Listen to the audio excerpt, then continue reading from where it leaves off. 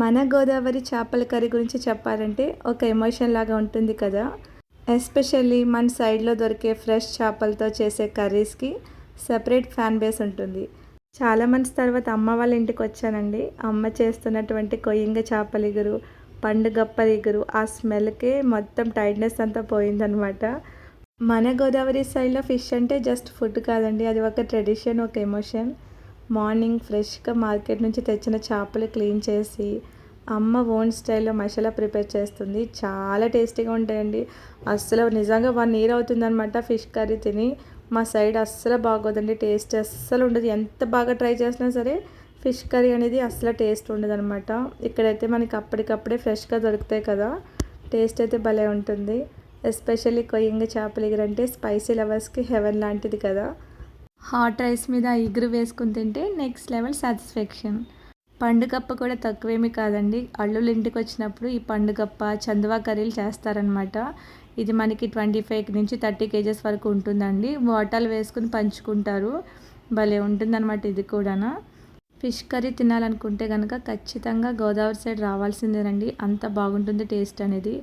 మా సైడ్ ఎక్కువగా ఐస్లో పెట్టేస్తారనమాట. Last time మాకు కొయ్యంగలు దొరికాయి.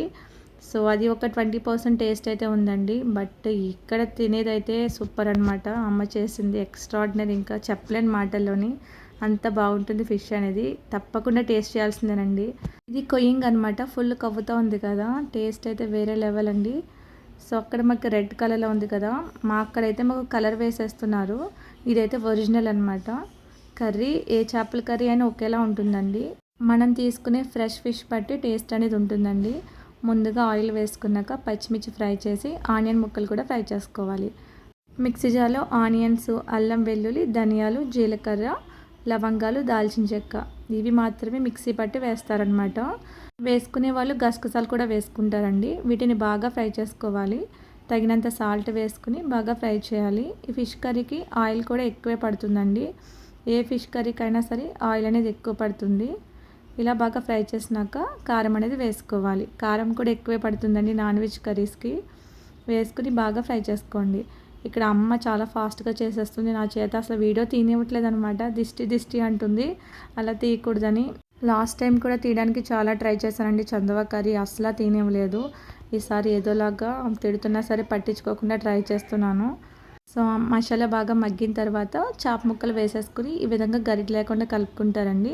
కరివేపాకు, కొత్తిమీర వేసుకుని తగినంత వాటర్ వేసుకుని గరిట లేకుండా కలుపుకుని మూత పెట్టి హై ఫ్లేమ్లో బాయిల్ చేయడమే. ఇక్కడ ఇగురు కర్రీ కాబట్టి వాటర్ అనేది ఎక్కువ పట్టదండి. 1 గ్లాస్ వరకు సరిపోతుంది. 1 కానీ 1.5 గ్లాస్ కానీ సరిపోతుందండి. మూత పెట్టి బాయిల్ చేయడమే. ఈలోగా స్టార్టింగ్ నేను పండుగప్ప కర్రీ చూపించాను కదా, దాని కంటిన్యూషన్ అండి పండుగప్ప. సో ఇది ఫైనలైజ్కి వచ్చేసింది. సో 2 ఒకేసారి తీస్తా, ఇంకా అలాగే అటాచ్ చేస్తాను అనమాట.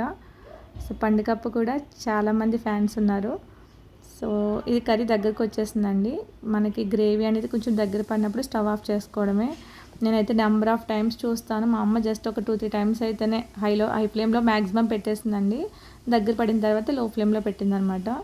సో అంతే, కర్రీ అయితే రెడీ అయిపోయిందండి. పండుగప్ప కర్రీ ఇది. ఓకే, చూస్తేనే చాలా టెంప్టింగ్గా ఉంది కదా. టేస్ట్ అయితే చాలా బాగుంటుందండి. మీరు ఇగురు తింటేనే ఎక్స్ట్రాడినరీగా ఉంటుంది. సో ఇంకా ముక్క అయితే చెప్పక్కర్లేదు. సో నెక్స్ట్ ఇది కొయ్యంగ అనమాట. మధ్యలో ఒకసారి ఇలా చెక్ చేసుకుంటాము. సో హై ఫ్లేమ్లో పెట్టాలంటుంది. నేను మ్యాక్సిమం మీడియం ఫ్లేమ్, లో ఫ్లేమ్ పెడతాను ఎక్కువగాను. సో అలా పెట్టకూడదు, హై ఫ్లేమ్లో ఖచ్చితంగా పెట్టాలి, ఎక్కువసేపు అంటుంది. సో ఈ విధంగా దగ్గర పడే వరకు బాయిల్ చేయడమేనండి. ఉప్పు కారం సరిపోకపోతే వేసుకోవాలి అంతే. కొంచెం కర్రీ దగ్గర పడిన తర్వాత కొత్తిమీర అది వేసుకోవడమే. చాలా బాగుంటుంది. అందులోని ఇది కొవ్వుతో ఉంది కదండి, చాలా అంటే చాలా బాగుంటుంది. నాకు ఫిష్ అంటే చాలా ఇష్టం అనమాట. నేను చికెన్ కానీ, మటన్ కానీ, పీతలు కానీ అస్సలు తినండి. ఓన్లీ ఫిష్ లేదా రొయ్యలు అనమాట. ఆ రోజు ఫస్ట్ డే కదా, చాలా హ్యాపీనెస్లో నేను ఇల్లు కూడా షూట్ చేశాను అనమాట. కర్రీ అయితే డీప్గా ఎక్స్ప్లెయిన్ చేయలేదండి, ఏమనుకోవద్దు. నేను జస్ట్ మెమొరీ కోసం అనమాట ఇలా తీసుకుని ఇంకా వీడియో అప్లోడ్ చేస్తానండి. ఫైనల్గా కర్రీ దగ్గర పడిన తర్వాత స్టవ్ ఆఫ్ చేసుకోవడమేనండి.